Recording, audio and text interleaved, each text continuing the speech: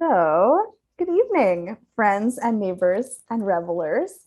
I'm Ariel Cates. I'm the Director of Programming at Village Preservation. I'm so glad that you're here with us. Just a quick bit about Village Preservation. We have been documenting, celebrating, and fighting for the preservation of Greenwich Village, the East Village, and NoHo since 1980. We work to expand and extend landmark and zoning protections and stop inappropriate development while also encouraging appropriate development in our neighborhoods. We host roughly 75 programs a year, most of which are free and open to the public. Our events are meant to illuminate the cultural, literary, and architectural heritage, history, and depth, and the value of preservation in our communities. We are a nonprofit membership-based organization, so your involvement and support mean the world to us. You can learn more at our website, villagepreservation.org, and please consider becoming a member or making a donation if you're able at villagepreservation.org/donate. And I'll toss that link into the chat in a moment. So just a little bit of Zoom protocol. I won't be visible during the talk, but I'm here. So feel free to use the chat to say hi, tell us where you're joining from, what you're toasting with this evening, or if you have any issues or thoughts. And if you have questions for our marvelous guides, we ask just that you please use the Q&A function. It helps me to keep track of everything. You can do that at any point during the talk, and we'll get to as many of those as we can following the presentation. So I am very pleased to introduce some truly delightful folks who join us this evening from the Literary Pub Crawl. Literary Pub Crawl's in-depth knowledge and underground cult status has brought passion for history, literature, and drinking to the village since 1998. Their Greenwich Village tour is one of the oldest continuously operating walking tours in the village. There are lots of ways to learn more about their work and get involved, so I'm going to put some of those links in the chat as well. Please check them out. Eric Chase is one of the co-founders of Literary Pub Crawl, and I'm going to turn the evening over to him without further ado to introduce us and welcome us. Thank you so much, Eric. Hello. Well, thank you very much. Thanks for the great introduction and lovely to see you again. And we've always really relished this partnership that we have had with the Village Society. As you mentioned, we've been doing in-person tours for a while. I think we all know why we haven't been doing in-person tours for a while. Looking forward to doing that again soon. And I think we're getting closer, and I think we are being cautious. And those of us who are here today, I hope we're all taking the appropriate steps so that we can be in it together in person, but we are in this together. And this is one of our ways that we can continue to share things that we're very, very passionate about. So thank you for coming. I would love to introduce the two folks who are joining with me today, who are helping out. The first is Rebecca Bailey, who has been with us for a while now, for 3 or 4 years. She's currently up in Kennebunkport, Maine. Is that correct? That's right. So we have New York City, Los Angeles, and Kennebunkport temporarily representing you here in our Greenwich Village tour. I'm out in California for a little bit of work, and Rebecca has been up with some family for a short time. And Rebecca has, she's from Maine. In fact, she performed in a stage that I performed at years ago. And I'm sure it's hard to believe that Rebecca and I are not quite the same age. Close. Yeah, really close. Yes. But she performed in some of the same theaters. She went to my alma mater, University of Maine, up in Orono. She's an incredibly talented actress and a wonderful tour guide. She's brought a lot of passion, and she's also been helping us out in the background lately too. So we really do appreciate her time and participation. And she's actually going to be running the PowerPoint or the Google slide for the first time while speaking. So she's going to see if she can be a real triple threat with the virtual technology. So we're excited to see how all that comes together. And then lastly, I did want to call out, we have Rose Merritt, who is not with us today, who has been helping us out in the background. She's off to Italy right now, but she's been a real good supporter for us, and we appreciate and acknowledge all the work she's done, as well as also Danielle Brockman, who is down in North Carolina, swamped with work right now, but her love and presence is also felt. And I think, oh, and we also have below me in my screen, we have Jason, Justin Steve, the man with 2 first names. He is our village spy, and he's actually done a lot. And I do appreciate that he allows me to introduce him any old way I want. And I really appreciate that virtual tours do not have an olfactory setting, because this would be a very different tour. But that was good. Well done. Now you like that? I just came up with that. That was good. Yeah. So cheers. Thanks for joining us. And as any good literary virtual pub crawl, for those of you who have chosen to join us for a drink, whether it be tea, coffee, spirit, beer, or wine. Some people drink wine. This would be a good time to start off with a toast. And Justin, I think you were out shopping for props for us. So I think I got us beers. If you have do you have your glasses? You got your glasses? Good. So here we go. I'm gonna pour you guys. All right. I'm gonna pour for you. Right. So here we go. I'm just gonna pour you guys some beer. Cool. Very nice. Trying to keep it off my keyboard. Yeah, right. Easy. Yeah, I think that's probably good for me. Okay. Good. Ah, look at that. Wow. It's amazing that you can do all this and there's no olfactory setting for this. I know. It's extraordinary. We have some real high tech on the literary pub crawl. I will tell you. So cheers. And here's a toast I recently found that seems to be somewhat fitting. But some ships are wooden ships. Some ships are wooden ships, and those ships may sink. But the best ships are friendships, and to those ships we drink. So cheers. Thank you for not being one of our wooden ships today. And that being said, I think we should start the actual crawling part of our crawl. So today, I just noticed, Eric, that was pure vodka in that glass, right? That was just all vodka. 100% potato mash vodka. Yeah. Yes. Yeah. That's absolutely. Pretty hardcore. Well, I'm dedicated to the craft. Dedicated to the craft. My parents are so proud that I've made a career that involves alcohol. I think it's truly a blessed dream come true for them. At least I bring a literary connection with it, because drinking and literature does seem to kind of go together almost from the very beginning. When I think the earliest of cave drawings probably also had fermented berries off to the side. SoId like to think that this is a tradition that goes back to the dawn of humanity, if you will. Yes, I've often heard you say that you're not an alcoholic, you're an alcoholist, which is a more highbrow, definitely more highbrow. I like to say I didn't party too hard. I partied just hard enough. But responsibility is honestly true. As a parent, I have to say, please be responsible, especially if you were driving from your virtual living room to your virtual kitchen later on. Please be responsible as you go about your business. And please invite us. To stop the tangent and get to the topic here, you can see here's some of our and Ariel will bring some of these links with us as well, to follow us on social media and our website at literarypubcrawl.com. But we're going to start our crawl today at the ever iconic White Horse Tavern. Now, I think many of you are probably familiar with the White Horse Tavern. This was the first bar on our tour, from our very first tour in 1998 until that pesky bug came around and stopped all live tours just recently. There was, of course, a semi-unpleasant real estate sale involved in that building that had a bit of an uproar for a while, as you may recall. They have maintained the exterior. They did do a little bit of refurbishment on the interior. It's not horrible, but as you know, a historical preserved kind of guy, I don't love it either.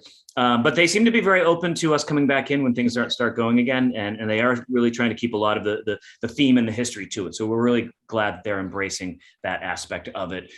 This is a shot from 1961 of the White Horse Tavern, and then we have another one from the 1930s, which I think is a lot of fun to give you a sense of, like that horse-drawn carriage parked out front of what was, we assume, a bar. Now, the White Horse Tavern, for a long time, claimed that they were the second oldest bar in New York City, having opened in 1880. There's a little bit of speculative as whether or not that is entirely true.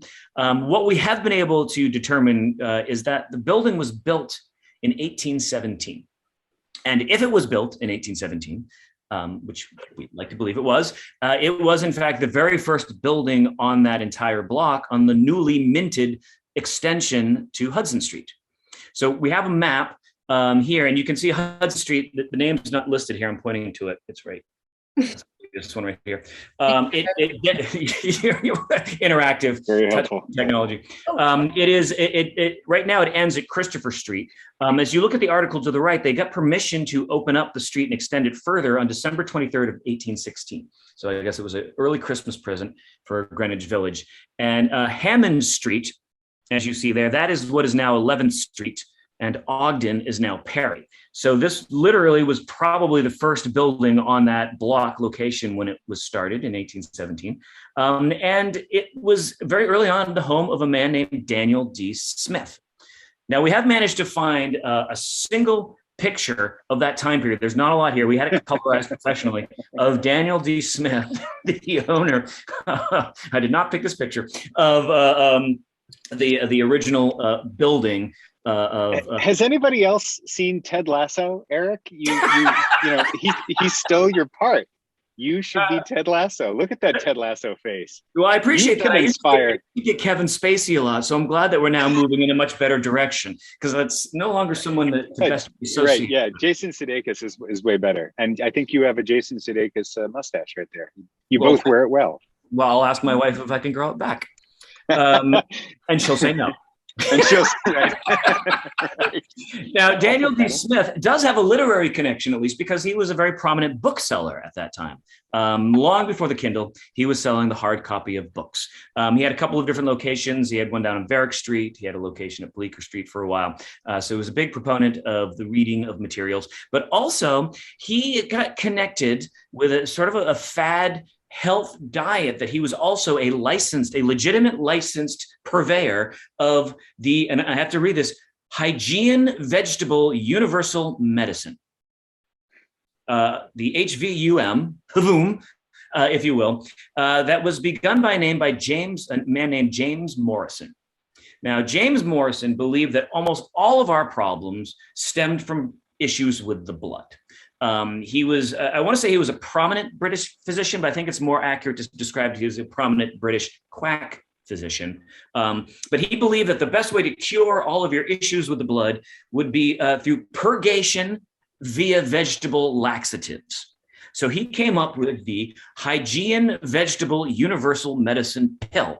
And Daniel D. Smith was a purveyor of said pill. Now, there was a lot of mixed reviews as to the efficacy of this purveyored purgation pill. And as you can see on this next slide, some people had a little bit of fun of what they thought might have been the side effects of taking the HVUM pill that you could have bought at Daniel D. Smith. But moving on, come to the 1890s is when we really have a stronger connection with alcohol there. There was a gentleman, Daniel McLaughlin, who lived at that residence around 1898. And he was a member, and I have to read this again too, he was a board member for the Central Association of the Wine, Beer, and Liquor Dealers Association. It was so prominent that it was a double association. You don't see many of those anymore. So it gives you just a sense of how profound this person was. Obviously, they were really instrumental in continuing the purveying of alcohol and alcoholic beverages of all sorts and spirits. And there was a bit of a temperance movement that was already becoming popular by the late 1890s. But he had a residence there. We're not sure if he eventually was selling alcohol there. But we really start seeing the literary connection around the 1940s. It was a bit of a longshoreman hangout for a while. And then you had several different writers. One of the ones we like to point out, I believe on this next slide, is Jane Jacobs, who was actually go back one. I forgot to mention this. So around the corner on the side on 11th Street, at what is 302 11th Street, the same building, Johnny Gorman was a well-known boxer at that time period. This is in the 1930s. And shockingly, for a man who professionally punches people, he had a bit of an anger management problem. I know it's a little hard to grasp, but apparently one night he came home drunk and had problems managing his anger. And he was living with his wife and his mother-in-law, and his mother-in-law was having none of it. And so it ended when the police finally arrived with him having literally crap beaten out of him from pots and pans, his addition, as his mother-in-law was not going to take any misbehavior. And he was hiding under the table, begging for mercy when the police came and arrested him. So the newspapers had a lot of fun with that. But I did want to mention Jane Jacobs on the next slide, who, if you know anything about the Village Society, you know that she almost single-handedly saved Greenwich Village. And in fact, her character makes an appearance in The Marvelous Mrs. Maisel early on in front of the Washington Square Arch. But she kind of fought off Robert Moses's plan to put a major highway to cut through Greenwich Village. And she, in fact, that stretch of Hudson in front of the White Horse Tavern is known as Jane Jacobs Way because of how instrumental she was in saving the village. So hats off to you, Jane. The White Horse Tavern was a hangout for lots of other writers, more than we could really name. James Baldwin, Anais Nin, or a couple. The Clancy brothers, you can see all there drinking beer and what looks like coffee mugs. But probably the best known author that was a regular there was the infamous poet Dylan Thomas. Now, a lot of us are familiar with Dylan Thomas's work, but for those of you who aren't as familiar, just to give you a little taste of who this guy is, of himself, he once said, "I hold a beast, an angel, and a madman in me. And my inquiry is as to their working, and my problem is their subjugation and victory, downthrow and upheaval, and my effort is their self-expression." Which is a clever way of saying I hear voices, lots and lots of voices. Oh, did Becca just freeze on us there?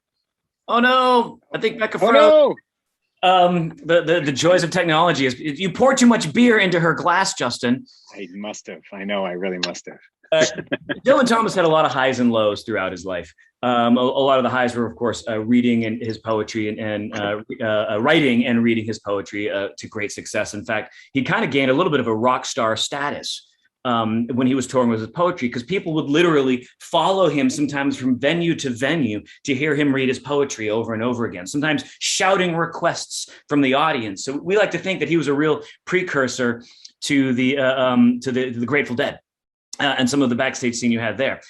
Looks like we may have lost our PowerPoint there. So Justin, if you want to take the yoke here while I bring up mine, but Dylan Thomas was a much regular drinker there, as I'm sure you can continue. Yes. So you could say, yeah, sex, drugs, and rock and roll. His case, it was more like whiskey, barbiturates, and poetry. Sounds like Justin. Right. Yeah. Well. Yeah. He once boasted, he once boasted that he was the drunkest man alive, which is kind of interesting how he talks about himself as about his effort and his self-expression. And he's also the drunkest man alive. We think Dylan Thomas is kind of somewhere in the middle of those two assessments of who he is. I think we have Becca back. I figured that would be pretty quick. Nicely done. So Dylan Thomas it was a heavy drinker there, and then on November 3rd, 1953, he had one of his last nights of his life. So he drank fairly heavily at the White Horse Tavern, and then he left the White Horse Tavern, and he stumbled home to the Chelsea Hotel up the block where he was staying, turned to the woman he was cheating on his wife with, and said, "18 straight whiskeys, a record methinks," and then collapsed, passed out onto the floor. He woke up, surprisingly, the next day, and also surprisingly did not feel particularly well. So he stumbled back down to the White Horse Tavern for a little hair of the dog beer, kind of ease yourself back into sobriety. Many of us went to college know this trick, but it didn't really particularly work so well. And he ended up apparently going outside, slipping into a snowbank, and then slipping into a coma. And then he was rushed up to St. Vincent's Hospital, where a couple of days later he slipped into the icy hands of death. I'm glad that you find that funny. It's a lot of slipping. He was a real slippery character, is what you're trying to say. Sliding all over the place. Yeah, slip. But he, according to his death certificate, he died of an insult to the brain, which I think is an eloquent way of saying head trauma. But for what we did find out is that despite of all the many ailments that he had, pneumonia and swelling of the brain and all sorts of other issues, his liver was in surprisingly good condition. That's what happens when you pickle something, right? It just preserves it. So he drank that much and his liver was just pickled. Yeah, it's doctor prescribed drinking. But I think people who really know him well more aptly put it that Dylan Thomas died of being Dylan Thomas. Now, there are numerous poems that are absolutely wonderful poems that he's written, and I definitely encourage you to read some of them. But probably one of his best known and most passionate poems that he wrote was one that he wrote for his dying father called "Do Not Go Gentle Into That Good Night." Do not go gentle into that good night. Old age should burn and rave at close of day. Rage, rage against the dying of the light. Though wise men at their end know dark is right, because their words had forked no lightning, they do not go gentle into that good night. Good men, the last wave brought by, crying how bright their frail deeds might have danced on a green bay. Rage, rage against the dying of the light. Wild men who caught and sang the sun in flight and learned too late they grieved it on its way, do not go gentle into that good night. Grave men near death who see with blinding sight, blind eyes could blaze like meteors and be gay. Rage, rage against the dying of the light. And you, my father, there in your sad height, curse, bless me now with your fierce tears. I pray, do not go gentle into that good night, but rage, rage against the dying of the light. Dylan Thomas. Thomas. Very nicely there. Eric, would you mind explaining why we're snapping? Because it said so in the script. I do, I'm told. The snapping is actually it's sort of a kind of blank the word. It's a cliche now when it comes to reading poetry, but it's actually developed from the Village. Because at the Gaslight Cafe, another, for those of you who watched The Marvelous Mrs. Maisel, the Gaslight Cafe features prominently in that television show and featured prominently for a lot of the beats during the 50s and the 60s, as well as jazz and music and everything else. And what they were finding is that the Gaslight Cafe was in a residential section of McDougal Street, and a lot of the neighborhood was really in an uproar about the noise and the drunkenness and, you know, the loud applause that would happen after a good solid poem, the raucous applause post-poem. And the neighborhood was upset, and the bar came up with an idea that they started snapping instead of clapping so that they could ease the irate neighborhood. And apparently it worked, and it stuck with it. So it is a tradition. And in fact, right next door to the Kettle of Fish, and I'm going to jump one slide just to give a sense of the funeral of Dylan Thomas in 1953 here, as we think of that poem. But we are now going to move to our next bar, which is the Kettle of Fish, as you can see. And new bar, new toast, right? Or a new bar, new toast. Yes. So I think new bar, new toast. Why doesn't everyone kind of gather up to the bar, order a drink? We'll find a little space in the back to gather up and do our things. And here we are, gathered up and to do our things. And Becca, since you're back, do you want to join us with the toast before we lose you again? That's fine. I'm glad I'm back. Promise I'll be nicer. All right. So as the dear Dorothy Parker would exclaim, I love to have a martini, 2 at the very most. 3, I'm under the table. 4, I'm under the host. Cheers. Cheers. Oh, and welcome back to the Kettle of Fish. Another great bar. And if you do get a chance to check that out, if you love football, Saturdays and Sundays are a great place for that. If you are certainly a fan of the Packers, but also the folks who run it are just wonderful, wonderful people, which we will certainly get into. As I get my PowerPoint presentation back here. Packers and Badgers. Packers and Badgers bar. And there we are. Anything Wisconsin. Exactly. So Becca, why don't you talk to us? Because Kettle of Fish wasn't always the Kettle of Fish at this location, because it originally was over on McDougal Street, but there was several literary bars in this location.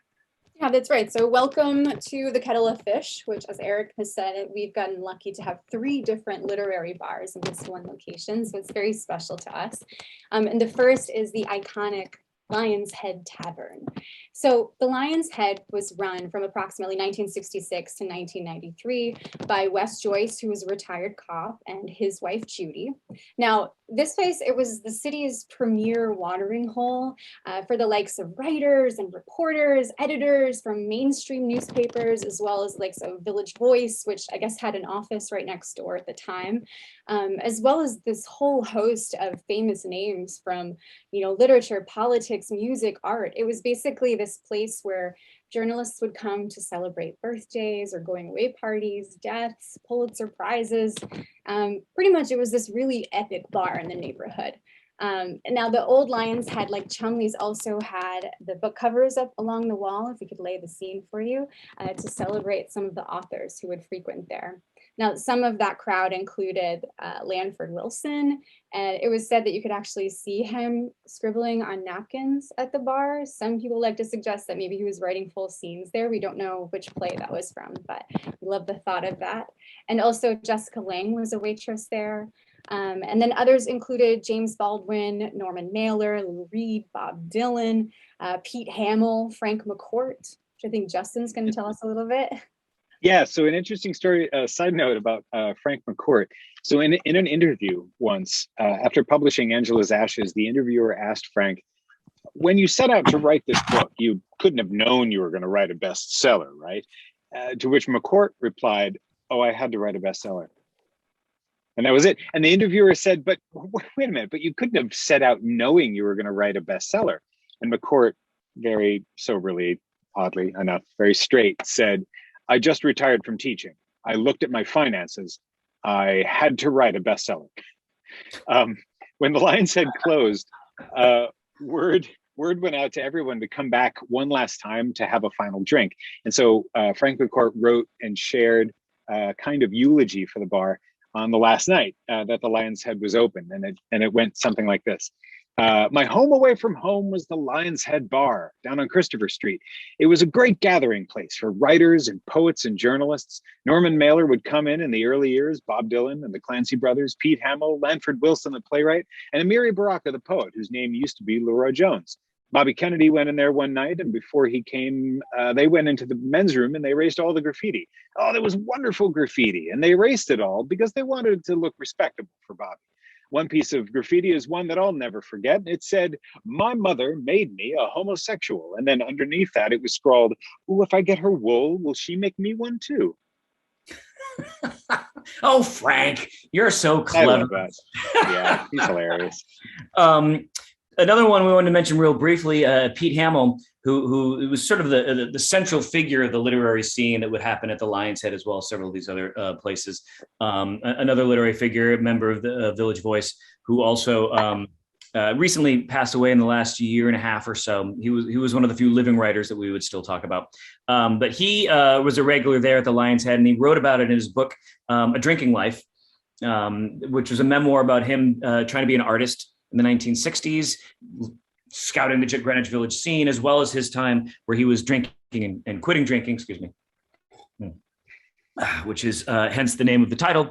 But in it, he does a quick little snip about the Lion's Head, which I think sums it up so well. He wrote, I don't think many New York bars had such a glorious mixtures of newspapermen, painters, musicians, seamen, ex-communists, priests and nuns, athletes and stockbrokers, politicians and folk singers, bound together by the leveling democracy of drink.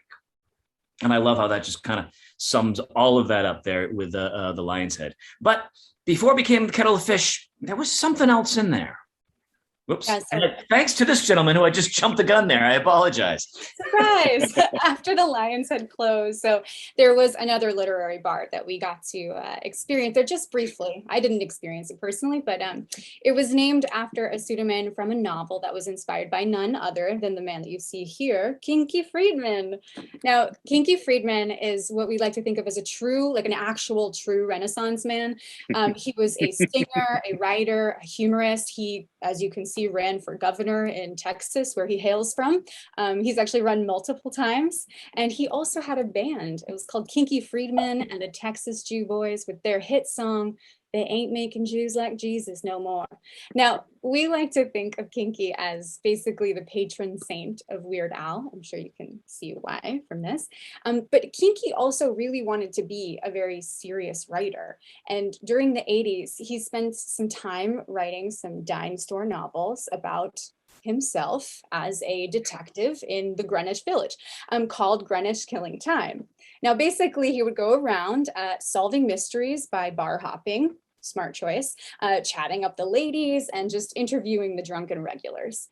Now, while it may not necessarily be a literary classic, it's a fun read for us because he names all of these historic places, such as the White Horse and Chumley's and the Corner Bistro. Now, there is just one fictional bar in his books, though. He was so good at describing the scene that the owner of the Lion's Head told Kinky that he couldn't mention the name of the bar because apparently there was maybe some, like drug use, debauchery, drug sales. I don't know, maybe. Also, maybe the NYPD regulars were there. And a cop running the bar where it's happening. Yeah, so maybe, hey, Kinky, please just just like cut the name. So Kinky changed the lion's head in his books to the monkey's paw. So when the Lion's Head closed, some new owners actually temporarily took on the name The Monkey's Paw as a nod to those books. Now, as we mentioned, unfortunately, that was short-lived before it became the bar that we know and love it as today, the Kettle of Fish. Yes, it's sad that they weren't as clever with their finances as they were with naming their bar, but I think they sort of kept the tradition that was happening at the bar before, because Patrick, who owns the bar now at that location, said that the first day that they moved in, when they finally were in there to start setting up, it was as if the party had raided. The cops had raided a coke fiend party the night before. And it had been sitting there for 6 months. There was rolled up dollar bills and razors and glass and mirror in the back room. The Kettle of Fish gets its start over on McDougal Street, where it was originally opened. And it was there through the 50s, through the 80s, and then it moved over to 3rd Street, and then eventually reopened at its location now on 59 Christopher Street. Now, Patrick started working at the Kettle of Fish in the 80s, right before it moved from McDougal to 3rd Street. So he started here at this location.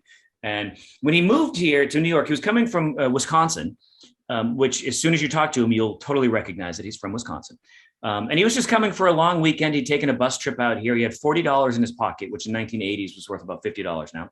And he started looking around and realized like this is where he needed to be, and he never left. Well, I'd say never. I mean, obviously he's traveled and taken vacations, but he became a permanent resident here. And in fact, he even talked about how for a couple of months, he and a friend split a studio apartment in Greenwich Village with a married couple, because the married couple were 9-to-5ers. So they were up at 6 o'clock and they were out the door by 7 a.m. and worked all day. And Patrick was running a bar. So he was getting back home at about 7 a.m. From working all night and sleeping till about 4 and getting up and going to the bar. And so they were literally never in the same studio at the same time. He also told a funny story that when the McDougal Street location finally was done, the landlord hated the owner of the bar. The owner of the bar hated the landlord, but the landlord hated him more. So much so that the final day they were in the bar, the landlord pulled out a chainsaw, hacked up the bar, pulled it out in the street, and started chopping it up with a chainsaw in the middle of McDougal Street to express his hatred of the Kettle of Fish. While it was over here, done that once or twice, right? Yeah. The chainsaw is a therapeutic way to get rid of any anger you have. Just the vibration, the shaking, the destruction. But please always do it sober.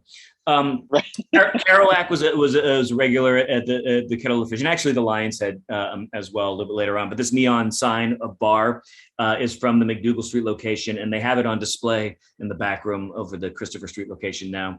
He was a regular there. Many of the other beats here are 3 other beats hanging out in beat jackets, a little chilly outside of the Kettle of Fish there. And it's also a location of several beatings. Fights that the beat members were involved in. One of them was, of course, our man Jack Kerouac, who was known to alienate people when he was drunk, and he was usually drunk most of the time, so he was fairly commonly alienating everyone around him.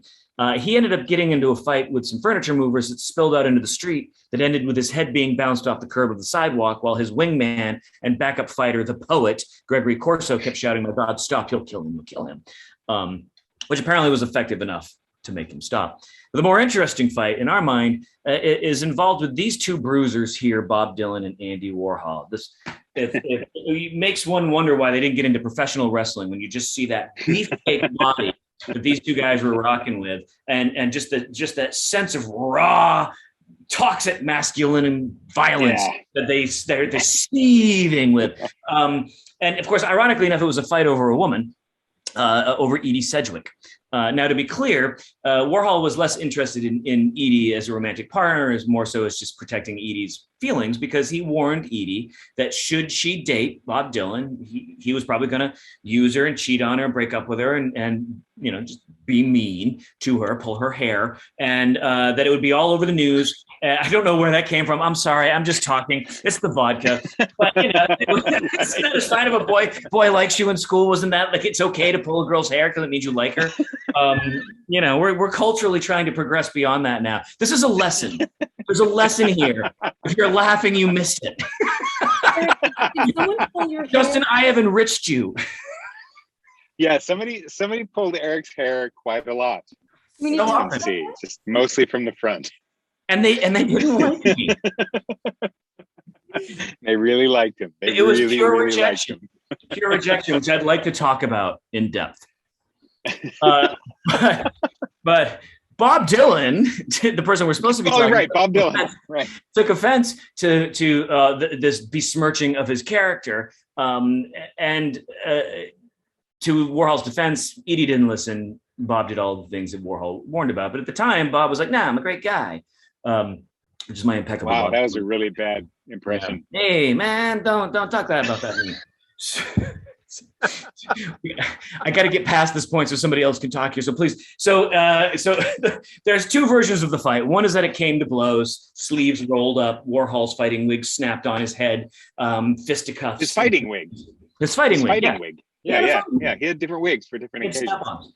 The more realistic version, which there was an eyewitness for, claimed that Bob Dylan walked into the bar, saw Andy Warhol seated next to Edie Sedgwick, and then glared at Andy Warhol.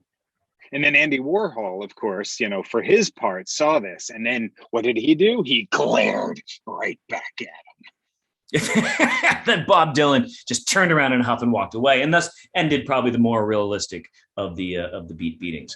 But definitely, but one of the more interesting folks that we like to talk about are the people that you don't hear so much about when you're talking about the beat writers. Very often, it's very focused on 3 or 4 main figures, white male writers. All of them good for their part, but it was a little bit more of a richer group, and we wanted to call out attention to a couple of them, including Mr. Amir Baraka and Diane DePrima here. Right. So Amir Baraka is one of several major beat writers. As Eric said, he often gets overlooked. Most of the attention goes to Burroughs, Ginsberg, Kerouac, of course, Corso even. Baraka became more heavily involved with the beat movement and with all those guys after reading the poem Howl by Allen Ginsberg. He was so moved after reading Howl that he allegedly wrote to Allen Ginsberg using a piece of toilet paper. Probably, I guess it was the closest thing that he could write, and he just needed to quickly, email didn't exist, he needed to quickly connect with Allen Ginsberg, and reportedly he wrote a text, I think, with an emoji. Right, yeah, exactly, a toilet paper roll text. Anyway, he allegedly wrote this letter, more or less asking, "Are you for real?" And Ginsberg wrote back, of course, yes, and then helped to introduce Baraka into the larger beat world. Baraka ran several literary and social publications, became quite close with Diane DePrima, who also frequented the West Village bar scene. Baraka was possibly the only modern American poet to have landed in prison on account of a poem.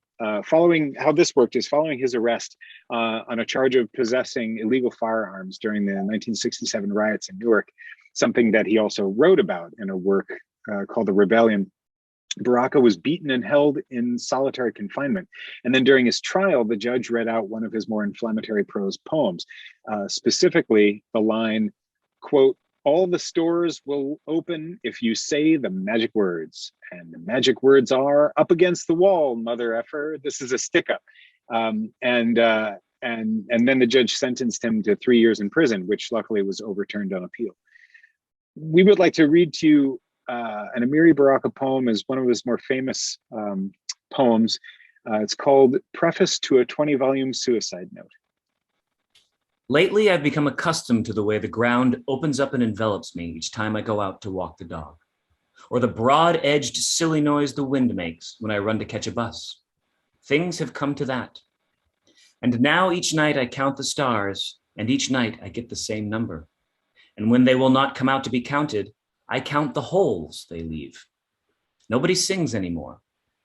But then, last night, as I tiptoed up to my daughter's bedroom, I heard her speaking to someone.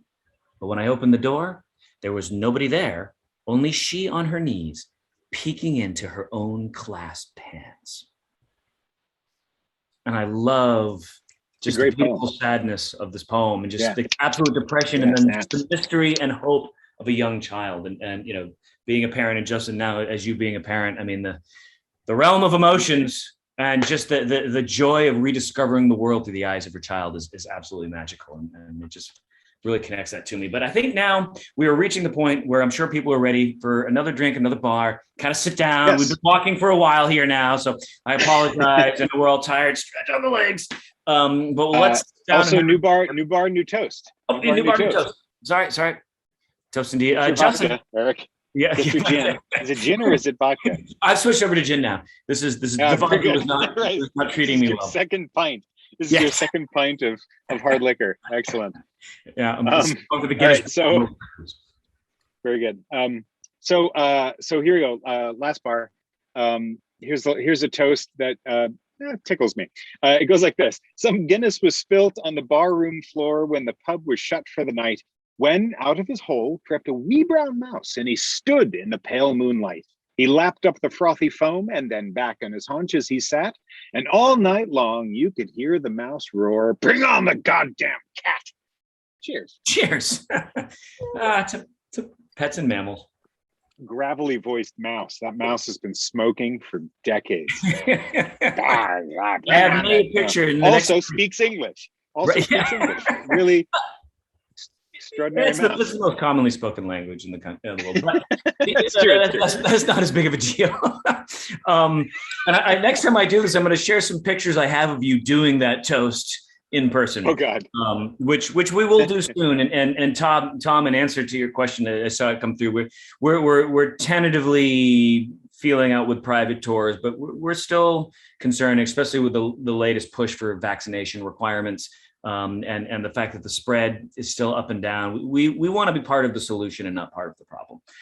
And so this is our way of being able to at least infect the world with some silly and slightly enriching positivity and performance, we hope, and kind of keep our spirit alive. But it's tentative before we're going to go on for full sail. But that is more of a discussion after we get past a little bit of this really wonderful and iconic bar of Marie's Crisis Cafe. So the current, my request as you do this, do it in a French accent. Do you want me to do the French accent? Please, no accent. Please, stay focused. Good, because I can't do a French accent. Thank God. But just do it well. Just do it well for me. Do it well. Don't suck. Is that what you're trying to tell me? Don't suck. So the current building pictured here, or the sign, I guess, the current building, this is what the sign looks like. The current building was built in 1839. This building replaced a farmhouse that stood there from the late 1700s and then burnt down in 1820. It's believed that some portions of the original farmhouse foundation survived and is incorporated into the current day building. Many of the beams of the current day building, similar to the building at Grove Court, as well as many of the buildings in the area, were once parts of decommissioned ships on the Hudson, which is kind of cool. The Maries of the Marie's Crisis Cafe, Marie refers to Marie Dumont. Marie was an attractive French Austrian with an angelic voice, born in Vienna, which is a great town, by the way. I don't know if anybody's been to Vienna. I'm in love with Vienna. Vienna is the greatest place. Anyway, she's born in Vienna. It has nothing to do with the tour. I just wanted to voice my opinion about Vienna. She moved to the States when she was 11, and she started out as a quote unquote flower seller at the popular Speakeasy Healy's, now known as Pete's Tavern. She worked her way up singing in the speakeasies and then eventually owning the speakeasies and doing all the jobs in between. We know of two places that she owned. One is the co-owner of the Paradise Inn, which we believe she opened in 1934, where she was, like I said, wearing many hats, running the bar, singing, pouring drinks, doing that in rotation. Her other place was Marie's Crisis, and it's believed that she started running that bar sometime in 1933, right after the repeal of Prohibition. Good timing. Thank you. Yeah. Something's happening now. If I move my mouse, I can advance the slides on me. I did want to pull up this shot because I'm sure everyone really enjoyed the snowstorm that kind of flung through yesterday. But as you probably hinted, there's two more white men I was going to talk about here. As a regular, this is one guy. Though. This is one guy. Yeah. This is not both guys. They're twins. twins. It's amazing. They look just alike. Wears a hat on the radio. Walter Winchell. This is some new information for us, and it's one of the reasons why I kind of threw in here, because it was kind of an interesting discovery. He kind of created the iconic radio voice that you think of when you think of 1940s, like info reels, like they might play before the movies or whatnot. He kind of created that. Hey, here we are. And Justin, once again, is talking about all sorts of great stuff with the speakeasies, but thank you now. And we're back to New York. And that's my Walter Winchell impersonation. Which it's a better impersonation. Yeah. Thank you. Stick with Walter Winchell. I'm going to work on my Ted Lasso. But he was a gossip columnist, and apparently he was a regular there because the Maurice Crisis during the mid to late 30s was a popular post-Broadway hangout. And so he would go there and he would write little snippets of things that were heard at the Crisis.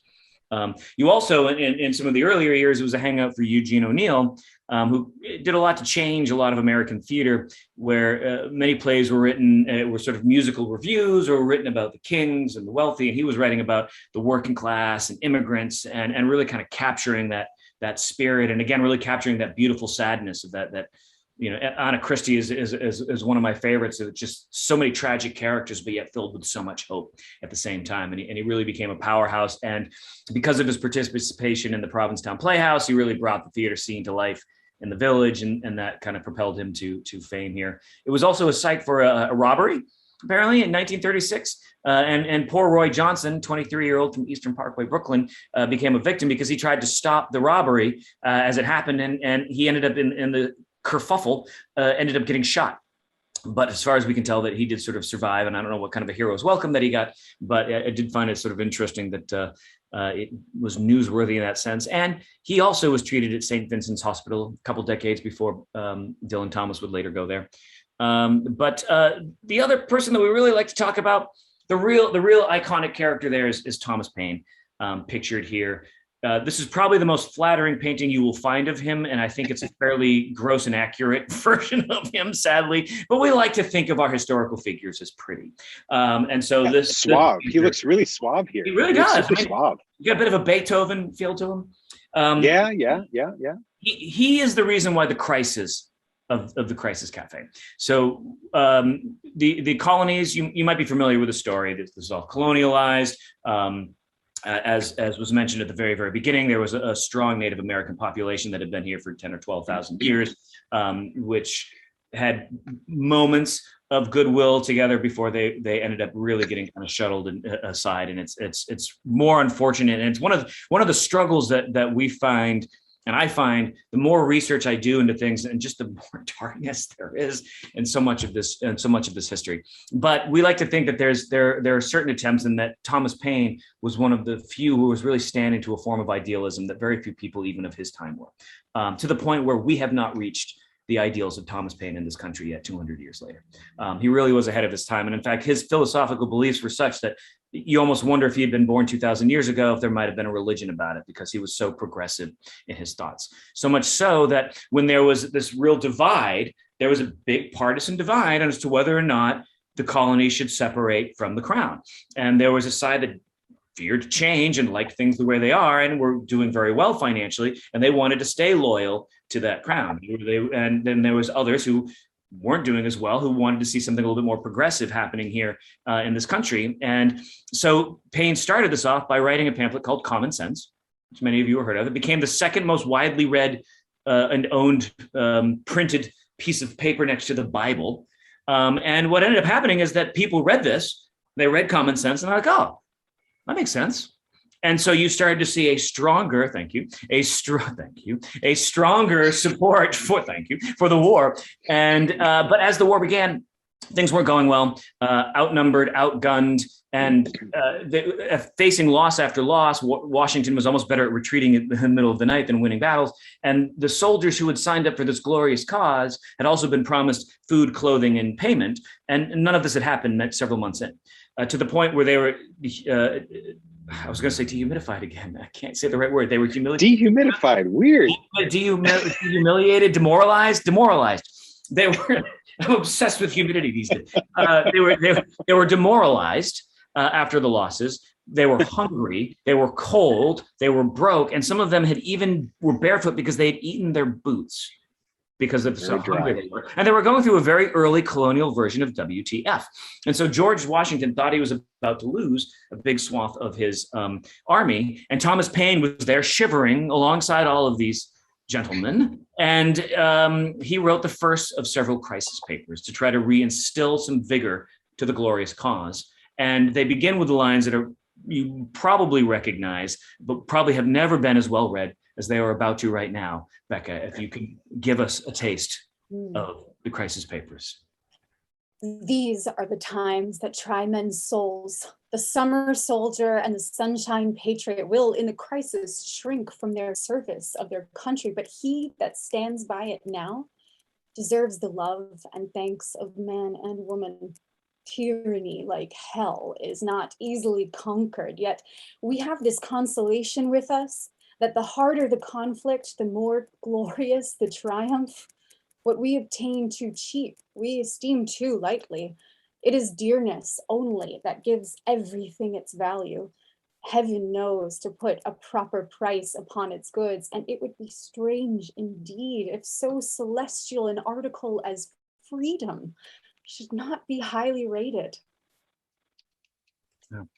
Doesn't matter how many times I hear that, I still get chilled. Great. With that. It's such a great His quote. writing is awesome. All of Thomas Paine's stuff is just, it sounds so contemporary. It sounds so clear. I mean, that was his whole his whole thing too, right? He was writing to the common man and making sure that everybody understood his ideas, taking these really serious, wonderful ideas and distilling it down into something that everybody can understand. Awesome.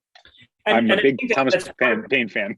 Yeah. And you see, there's a huge society and a huge following for him, and some of it comes from the fact that it was beyond just the elitists, and there really was there was a push to reestablish a new monarchy here early on, and the seat of the government was in New York City, and there was a real push with finances. They were trying to limitations on the vote. And so he was really proactive, and not just here, but around the world. He was active in supporting revolutions around the world. In fact, he even was in France and participated in the French Revolution upon request for a little bit. And then near the end of his life, he was given some property in New Rochelle in upstate New York and came back to the States.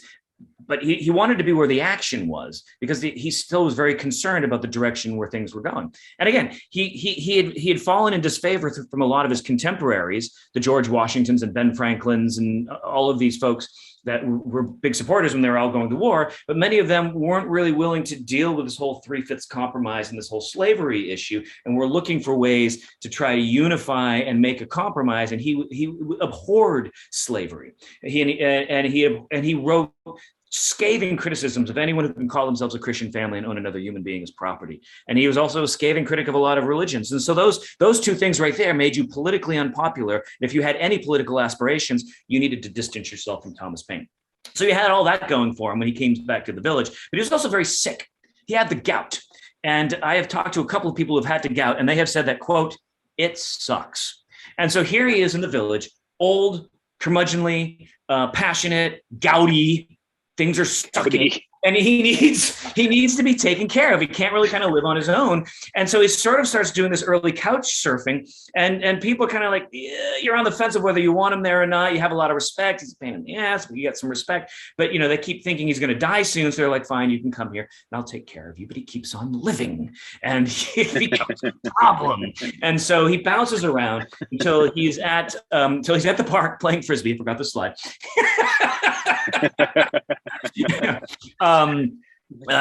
Dear boy, sendeth the Frisbee my way. Dear boy, do you hear me, street urchin? Dear boy, sendeth the Frisbee, huck the Frisbee my way. It's probably the best impersonation of all of them. But this is in the 1920s. This was the boarding house that he was staying in 1809 when he fell deathly ill.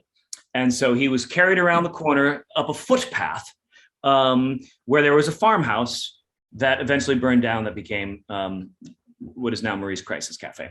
And this is a map here where you can see the footpath. And then in the center, I don't know if you can see my mouth, Grove Street transforms from a footpath to Borough Street. and then later on becomes Grove Street because they decided to change Raisin Street to Barrow Street, and Barrow Street and Burrow Street is confusing. So Burroughs became Grove, Raisin became Barrow, and life is as we know it now.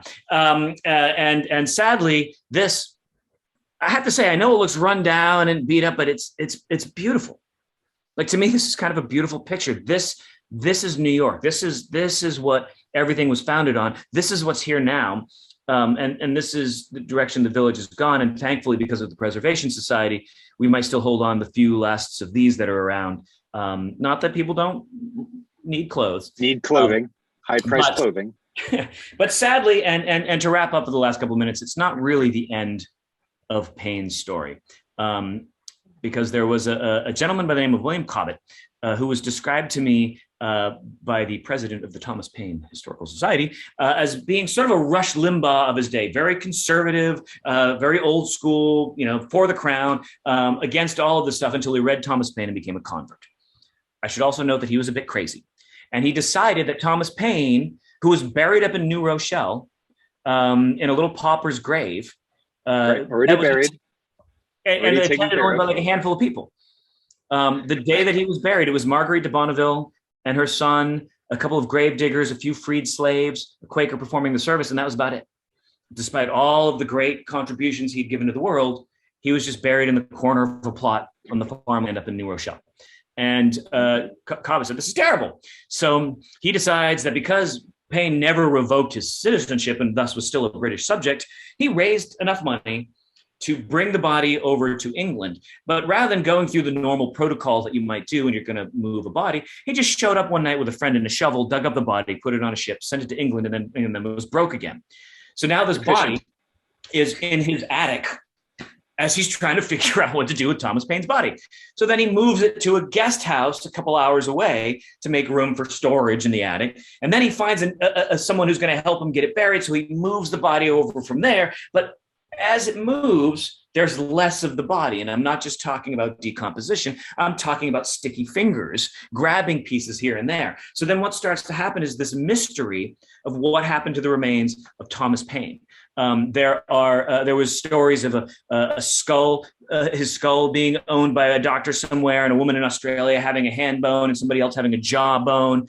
And there's even a whole book about the strange afterlife of Thomas Paine. And there was an attempt in the 1800s to find out what happened to the body, attempted again in the 1900s to find out what happened to the body, and no one really knows. Apparently, the buying and collecting of bodies was a bit of a Victorian hobby for some, which is one of many macabre things about Victorian society. However, I kind of think it's somewhat fitting because he really was a bit of a citizen of the world. We have not met his standards yet in equality. We have not met his standards of freedom in this country or in this world. We still have yet to meet it. And because he was, there's allegedly a statue or a plaque somewhere to Thomas Paine that says, British by birth, American by choice, French upon request, citizen of the world. And so I find it fitting that his remains have been spread around the world. And the fact that it was so popular to want a piece of Thomas Paine that you compare it to, the Shroud of Turin and someone claiming to have the knuckle bone of Jesus or St. Patrick's toenail or whatever, that there was this obsession with having pieces of an important religious figure. And so I feel like there's a really kind of gross but macabre metaphor to be had here that's strangely positive. But we did find out that apparently during one of the transports of this body from house to house of William Cobbett, that I think the washerwoman, while washing, decided she wanted a piece of him and grabbed a piece of his brain and hair and wrapped it up in wax paper. And they managed to track that down and reinter it under the bust of this statue. I believe in the 19-teens or 20s is when they finally did that. So underneath the statue in New Rochelle are the last known bits of Thomas Paine. And on that strange note, they did put up a plaque up in the 1920s to honor Paine here at this location on Grove Street at Murray's Crisis Cafe. And that's kind of our tour. That's a little bit of our pub crawl that we have shared with you here. So cheers to that. Oops, and here's, I forgot to show the map. This is where we've gone. We started up here on Bank Street at number 1. We moved to number 2, 59 Christopher Street, where Kettle of Fish is, and then over to 3. And you can see just how much has radically changed from 1803 to 2021. But I do want to share one last bit, and I feel like I've talked a lot, so my apologies for that, because we had Justin and Becca here, who are much more eloquent than I, and do better impersonations around the horn. We'll have Becca do her Meryl Streep impersonation in a moment. But sometimes people ask, why we do this tour. Why are we talking about writers no one's heard about? When Eric, why do we do this tour? Why are we talking about writers who no one's ever heard about? I'm glad you asked that. Why are we even doing it virtually? Why are we doing a virtual literary pub crawl when often we're talking about a lot of writers that people haven't heard of, if you heard the name or you haven't read, and I like to think we do it because we forget. We forget that so many of our daily experiences come from the works and the writing and the thoughts and the rebellions. Edna Millay, who we didn't get to talk about today, and how much she really was a big proponent for the feminist movement, how so many of our rights are because of the rebellions, because of the passionate poems and prose and thought that we owe these people, and we forget because we accept it now as everyday life. And I don't think that is encapsulated any more than this poem that was written by a Greenwich Village woman, and you'll recognize some of the lines, but she wrote probably one of the most iconic American poems ever to be written. And it goes, not like the brazen giant of Greek fame, with conquering limbs astride from land to land, here at our sea-washed sunset gates shall stand a mighty woman with a torch, whose flame is the imprisoned lightning, and whose name, Mother of Exiles. From her beacon hand glows worldwide welcome. Her mild eyes command the air-bridged harbor that the Twin Cities frame. Keep, ancient land, your storied pomp, cries she with silent lips. Give me your tired, your poor, your huddled masses yearning to breathe free, the wretched refuse of your teeming shores. Send these, the tired tempest tossed, to me. I lift my lamp beside the golden door. We forget, and I hope that today, for a little while, we helped you remember. And thank you. Thank you very much, everybody. Thank you. Thank you so much. Oh, I love that. I love that poem so much. I always will. It's a great poem, right? Yeah. And yes, Emma Lazarus lived at 18 West 10th Street in our neighborhood. Oh, I love to see all of this. We only had really one question. So folks, if you have other questions, feel free to put them in here. Janet wanted to know, apparently there's a lion's den up on Amsterdam she says just south of the Cathedral of St. John the Divine. Is there any connection that you know I know of? the bartender there, and he was part of a theater company, and that theater company produced an Edna Millay piece that I helped co-write and direct that was performed in the East Village. But beyond that, no, there's no connection with the ownership whatsoever. It's just the same name. There's also another White Horse down in the Wall Street area. And that's another source of confusion. So I guess we're just not very creative with names over here. Apparently not. Okay. If you enjoyed what we did today, I would encourage you to go to our website and sign up on our mailing list. We do, we only send you one email a month, and usually less. Because I'm not good on that we side. Will not fill your inbox. It's true. But no inbox filling. We do try to do a monthly virtual tour with a different theme each time, because there's just so many different writers that we need to talk about and want to talk about, and we can't squeeze in an hour. And I think after about an hour, we're all done. You know, we spend our whole lives in Zoom. We can't continue to be entertained by Zoom. But if you are interested in what we do, we have a whole slew of different ones, and we're always coming up with some new themes and trying to really hit as many different writers as we can. So I'd encourage you to sign up. You will see some links there for tips. If you are in a position and able to tip, it's certainly very appreciated, especially in these times. But of course, we're all in this together. And if you're not able to, we totally understand, because we're grateful that you shared a little bit of time with us here today. That's the most important thing for us. We certainly do it for the love, and we have for a very long time. Yeah, we have. We do have one question, which is from Sarah about book recommendations, which that feels like a heck of a Pandora's box. Yeah, that's a lot. I wonder if we can not at this very second, but Eric, I wonder if we can find the we did a bibliography for this tour a long time ago, just sort of listing all the people that we talk about, and then some of their most well-known works. We could probably send that over to you. That would be amazing. I can definitely share that with the folks who are here. Yeah. I mean, I can say as far as Village specific books that I have found, I mean, I tend to enjoy them because of some of their historical presence. One I sometimes recommend is Don Powell's Wicked Pavilion. And I think Ross Wetstein, who wrote one of the most iconic books about Greenwich Village, which I'm going to now blank the title of the name, 100 Years of Bohemia or something along those lines.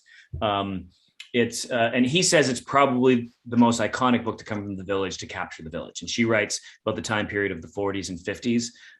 It's a little bit of a trickier read because it's more of a character study than it is necessarily through plot line. But if you're familiar with village history, you're gonna recognize a lot of it. I don't know if I would recommend Kiki Friedman's Greenwich Killing Time, but Eric is the only one who's actually read it. Eric is the only one who's actually read it. The rest of us refuse to read it. Yeah, I mean, there's so many wonderful stories that are coming out, and even more recently, I just read Coulson Whitehead's Underground Railroad, which is wonderful, heart-wrenching, creative. He has done such a good job of creating sort of an alternate history to kind of get us to connect with our real history, but does it in a way that is fun as well as dark, and it's a little bit more accessible. But it's truly, I mean, he won the Pulitzer for a very good reason. It was a really wonderful read. And then also Lovecraft Country was another one I read. I mean, I wanted to read it before I watched the series. The series was great. The book is really wonderful. So if you're looking for something a little bit more topical, those are some two that I've recently read. But yeah, it's just so many books that are out there, and so many wonderful authors. I'm a big fan of Kerouac's style of writing, not always his topic or his personality. And I was revisiting some William Burroughs because Junkie. We were talking about Junkie's Christmas. He wrote a touching Christmas story about a junkie trying to get heroin. About a heroin I had to reread it. Awesome. It's awesome. It's a touching heroin addict story. Yeah. It's a great story. I also really enjoyed reading a book called The Island at the Center of the World, which is a history book, but it's not dry like history books can sometimes be. It's almost written like a narrative, and it's just the first 40 or so years of Dutch occupation at the very beginning of Manhattan. And it's a very cool story. It pretty much ends when the English take over. But a lot of the names that still exist in this, all around this area, we still see the Dutch names that were used and first used in the 1600s. It's a cool book. The Island at the Center of the World is it's called. Yeah, it's very, very, very well written, very accessible, tongue in cheek. But I don't know, Becca, do you have any recommendations? I mean, whether it's topical to the village or just even more recent? I mean, I don't know how highly I would recommend this, but if you're into like little tidbits and stories, a book that I dug into when I first started doing this was called Garrets and Pretenders, Bohemian Life in America from Poe to Kerouac. And so it's kind of a similar vibe as this, with little stories shared throughout. I really enjoyed that. I pick it up from time to time. And I also just picked up The Group by Mary McCarthy, but I haven't actually read it yet, but I understand that's slightly autobiographical and might have some good tidbits. Nice. Yeah, those are good. Yeah. Cool. Amazing. Well, I've opened some tabs with some of the books that you have been recommending. So I'm going to include those links in our follow-up email, which keep an eye out for that, everybody. We also just have a short survey.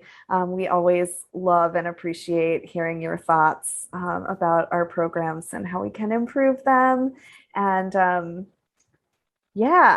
thanks. Yeah, thanks for that, Eric. I'm gonna include these links as well that I've been putting in the chat this evening.